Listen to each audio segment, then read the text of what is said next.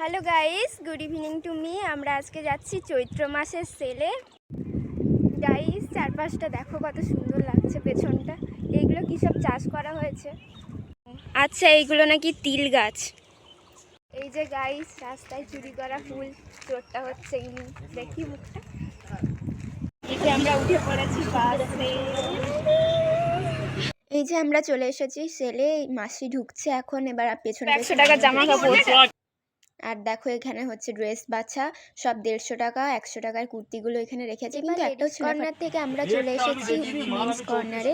আর এখানে সব 150 টাকা থেকে শুরু। ছেলেদের, ছোট্ট বাচ্চা ছেলেদের থেকে বড় লোক পর্যন্ত সবারই জামা কাপড় পাওয়া যায়। কোয়ালিটি খুবই ভালো।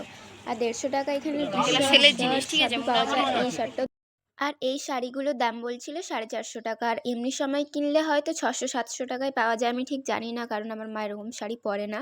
তাও আমার খুব ভালো লাগে শাড়িগুলো। আর এই যে হচ্ছে ট্রায়াল রুম একদম ট্রাই করা উচিত না, কারণ এটা অনেক রিস্কি, আমি বুঝে গেছি। আর এই হচ্ছে 2 ব্যাগ আমাদের বাজার করা হয়েছে।